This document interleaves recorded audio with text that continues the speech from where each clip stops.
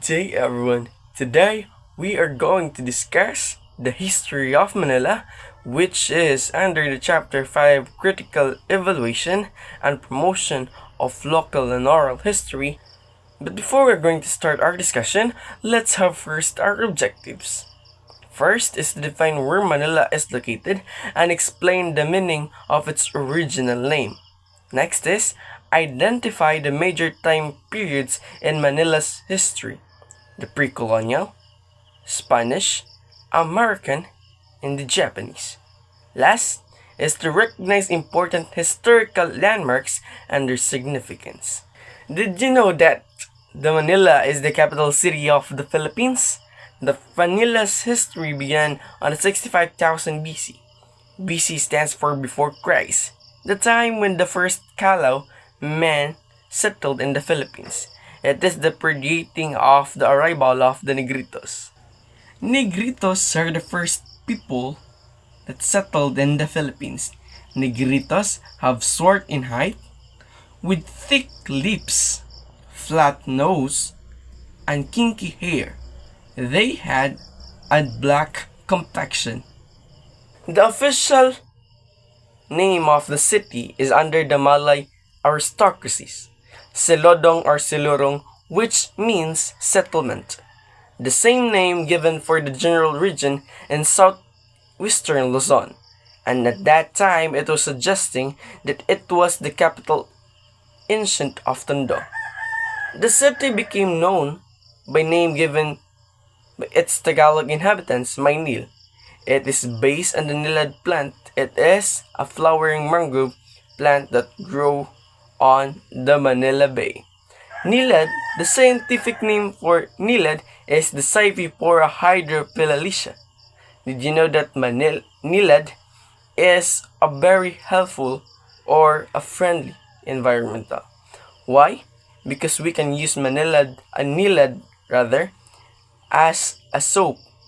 And did you know that nilad is seen in the back of the 20 peso coin? Basically, the old Manila is referred now as intramuros, meaning it is within walls.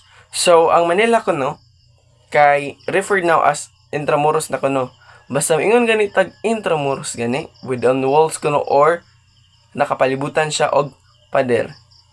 In 1762, the city was captured by the Great Britain for 2 years. It was part of the 7 Years' War. Manila remained as the capital of the Philippines under the government provisional of the British governor.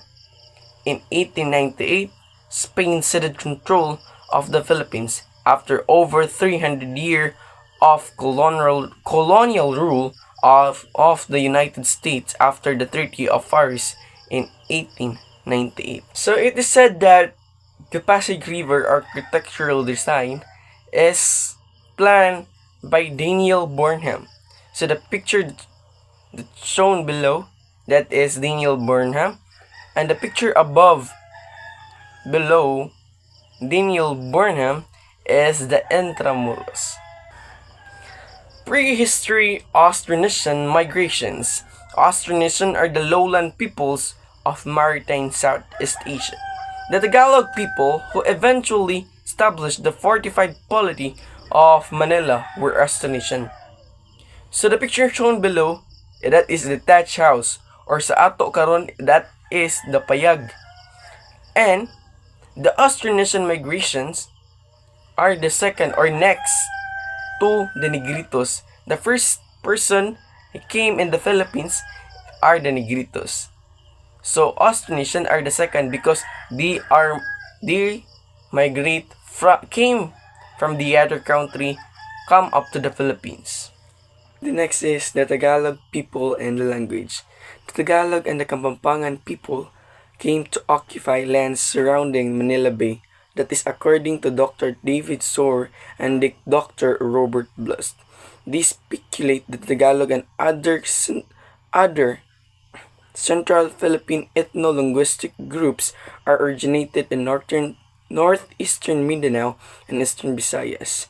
Tagalog language is believed to branch out from the hypothesis of proto-language. When we say proto-language, it is the mother language. So ang Tagalog kuno bali branch na lang na siya, nagka-evolve kay ang tinuod yun nga sinugdanan is the proto-language which is mean as the mother language. Some historians such as Jaime Tiongson asserted some of those words came from the Japanese script. The Japanese script is used in the maritime South Asia, which is used between 8th and 16th centuries. So in the early history, as the Philippine oldest extant what was written in a document that Laguna Copper Plate provide a reference to the socially complex of the Tagalog polity.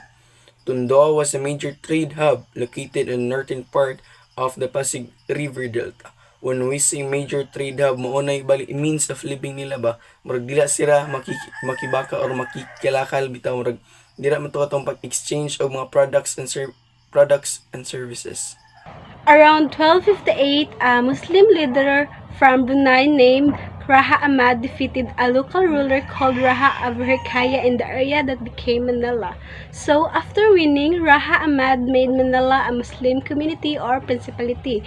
It's a small, independent Muslim state. So, in early references to Silurong in 1360s, in old Malay records, Manila was already known and active even before Spanish colonization. The conquest of Sultan Bulkaya from Brunei around 1500, Sultan Bulkaya of Brunei attacked Tondo. Tondo is an old kingdom near Manila. He won and started a new Muslim dynasty called Raja Sulaiman's Kingdom in Manila. Spanish period. In 1571, Miguel Lopez de Legazpi, a Spanish governor, made Manila the capital of the Spanish Philippines. So in Spanish period, both Catholicism, trade, and education, but also colonial control. So he began constructing walled cities in Intramuros. British occupation. So in British occupation in 1762 to 1764, the British invaded Manila during the 7 Years' War between British and Spain. So they controlled Manila for 2 years only.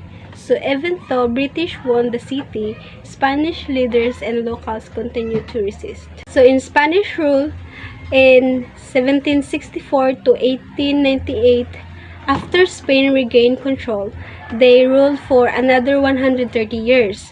So they improved roads, bridges, and education, especially after the Suez Canal opened. So it made travel from Spain faster.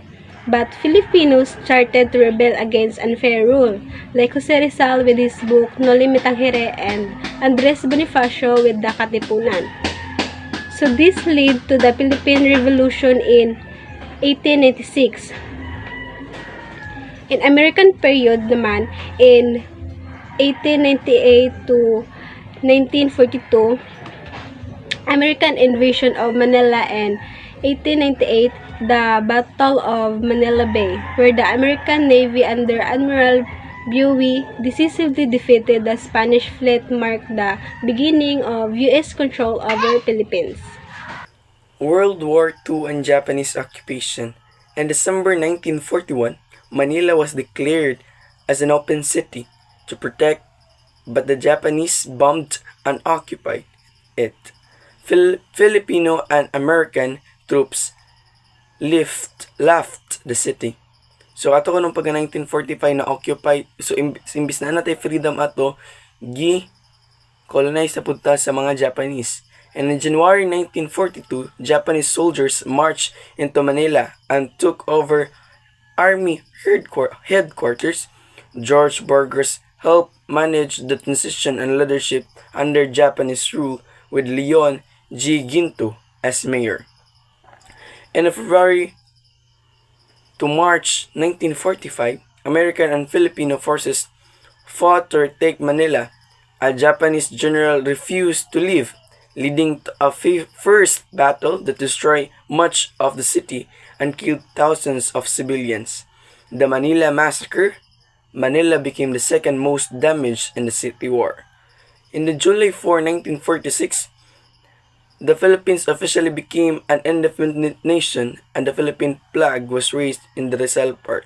So the July 4, 1946, it is the second independence of the Philippines because the first independence happened, or we gained the first independence after the Spanish colonization, and the second independence we gained it after the colonization of the Japanese, which is specifically in the July 4, 1946.